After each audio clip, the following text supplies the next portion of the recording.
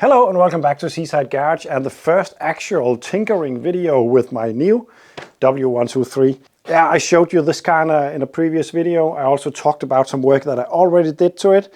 I smashed the rear windscreen, fixed that. I changed the starter because the old one came apart. The wire going to the solenoid actually cracked out of the casing. That actually happened with the previous owner. He glued it back together, but it happened again, it came apart. So what I did was to take the starter out. Then I bought another starter that was supposed to fit this engine, but it didn't. But the solenoid was the same, so I took the solenoid off, put it on my old starter and put it all back together. And now it works, but every once in a while, it just clicks. Yeah. And sometimes it's just one click, and then the next time it will fire up. Sometimes you have to turn the key maybe 5 or 6 times before it catches. And so far it just catches on and it's just fine. But the problem is that this is an automatic. The day that it doesn't just start, it's not possible to push start it. And it's a difficult thing to, it's a really difficult thing to start a car with an automatic gearbox if the starter doesn't work. So what I want to do in this video is to take it out again. Then I'm going to replace that solenoid with a brand new one and put it all back together. And hopefully that's the problem, because it could also be connections and it could also be the actual starter motor. But I think it's the solenoid because it was perfect when I got it. The previous owner had no problems with the starter clicking. So apparently the problem came when I fitted that other solenoid to the old starter. So that pretty much, in my opinion, rules out the actual starter motor. But it doesn't rule out the solenoid and the wiring, because I could have maybe not have tightened them proper or something. But anyway, I'm just going to change that solenoid and hopefully the problem will be gone. In the previous video, when I changed the starter, I actually thought it was a shame that I didn't film it, because I could imagine other people with these cars having issues replacing that starter. Because if you don't know how to do it, it's really tough. I ended up doing it twice. I won't explain it, but I tried from the top end. That's doable, but very difficult, and you have to remove a lot of stuff, including the exhaust. But I found another solution down below that I'm going to show you in this video, and hopefully it will help others. It's not easy, but it's way easier this way, and will probably only take around an hour or so if you are experienced in wrenching. There is an unknown though, because there are 2 bolts holding on the starter. I know it's not tight because I have just had them apart, but if the top one is tight or hard to get out, this job could end up being a nightmare. But let's get going. Firstly, I'm gonna disconnect the battery, because we are going to remove a live positive wire on the solenoid. And if that touches anything down there that is made of metal, it will be sparky. Therefore, I will remove the terminals. There we go. I can lift it up. I'm just going to make sure my rear gate is closed so I don't smash the windscreen once again. This Skill battery light is just so usable in all kinds of positions. That is awesome. I can now put the light on the actual starter. So right up there is the starter. And it's a big one. And at first glance it looks impossible to get out. But it isn't. But the first thing I want to do is to undo the 2 nuts holding the starter in. The first one is the lower one, the other side of that one, which is pretty easy to reach right there. The other one though is on top of that, and it's very difficult to even film it. So the way that I found it possible to remove the top one, there's 2 ways actually. I cut one of these down to a size, but it's very difficult to get the clearance and the leverage to use one of these. But this one is fine for the lower one. If it's long, it won't be able to fit, so you have to cut a bit of it off. But the other way is using one of these with a long extension and then feed it over the actual gearbox, and that's fiddly.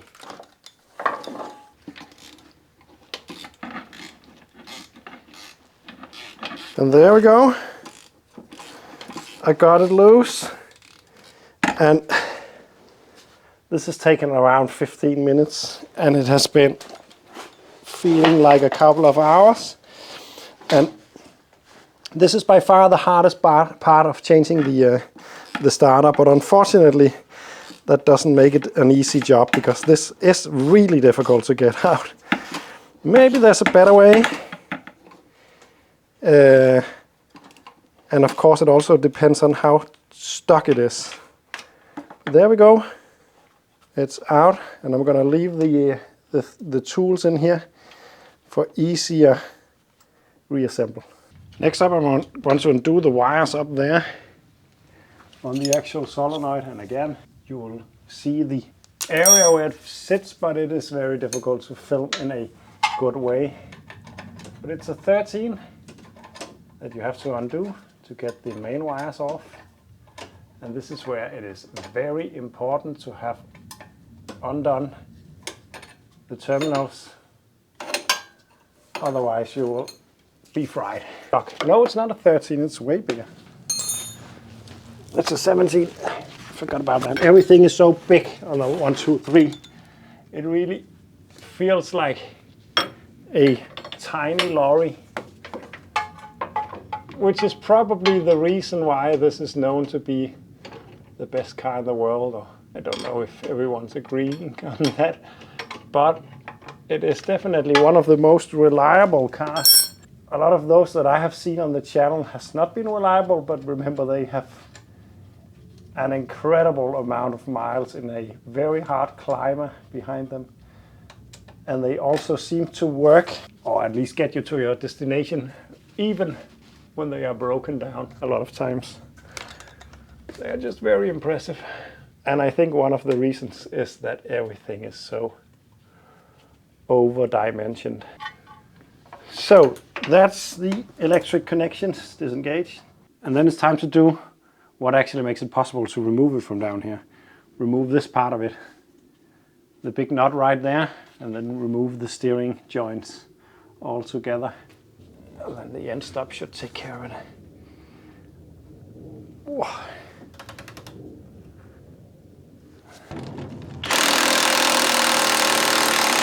There we go. Then I can pull it out.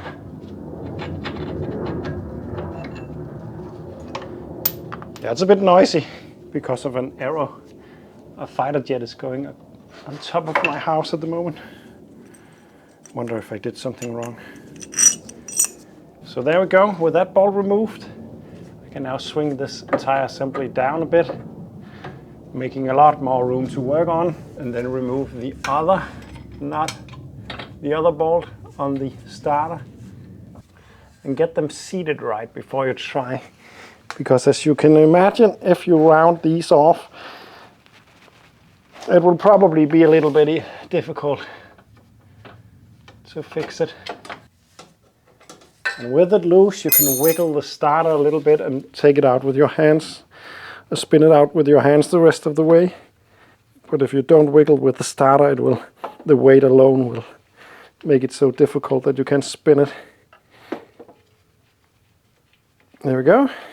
That should be everything, and I should be able to withdraw the starter, take it down a bit, and this is where you have to be a little bit tactical, because it needs to be spun around to fit through this little opening. And I might add that it's not a light starter, so you have to use your finger muscles a bit to do this part of it.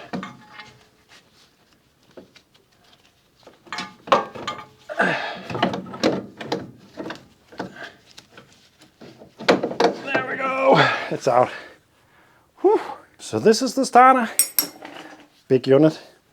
And as mentioned, I think this is the issue, not this one. Because this worked just perfect before with the old solenoid that cracked completely in the plastic, so this entire bit fell off. So I hope to just remove that part. Yes, I'm being a little bit cheap. I could have bought a new starter to make sure that it was fixed, but I like this way better. But I hope I don't have to remove the starter next week again, because it is a little bit fiddly. So this goes off, and then there are 3 screws back here, and they can be tough to get out. This impact driver should take care of it. And the clever thing about this is it will spin when it's hit with the hammer, so it is forced downwards at the same time it spins, so it has a lot bigger chance of actually loosening up the stuff. There we go. And the last one. There we go. And with that one out, should be able to withdraw this like so, and just loosen it up. This one is attached to the arm in here, and it's a bit difficult because you have to push the spring in and then push it over this one without being able to see much, but it's definitely doable. And using a little bit of anti-seize on the tip of this, I'm gonna reinsert it into the starter. I've always been told not to put grease inside the actual plunger. That could probably be something that could be discussed, but I'm not gonna do it.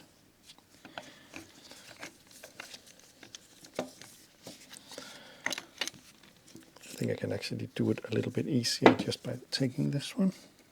There we go, it's engaged.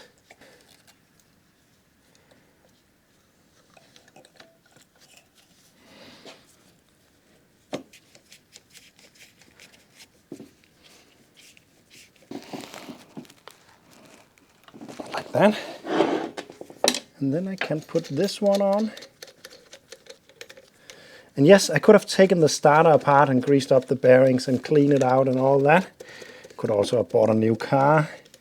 Could also have, yeah. But I'm not gonna do that because it's not the way I like to go about it. If the starter was sounding weird, I would probably do it, but the starter, once it's actually spinning, sounds perfect. And I don't like to mess with stuff that's not broken. There we go. Then this is ready to go back on the car and be hopefully a happy starter for a long time. Just checking the bearing and all that in there. It feels nice. The bushing also. It's fine. I'm gonna reinstall this and then take it back once it's all in there. I'd say this job has taken around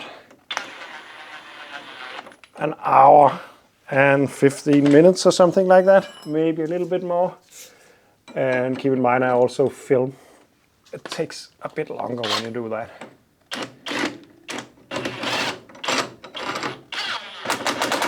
Then I'm just going to torque that down. It's around 120 according to the manual, so I better do that. I actually thought it was more.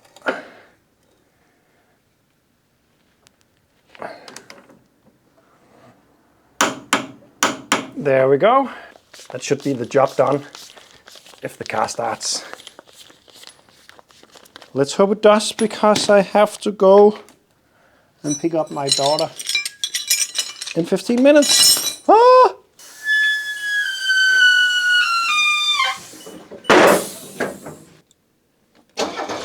Yeah, perfect.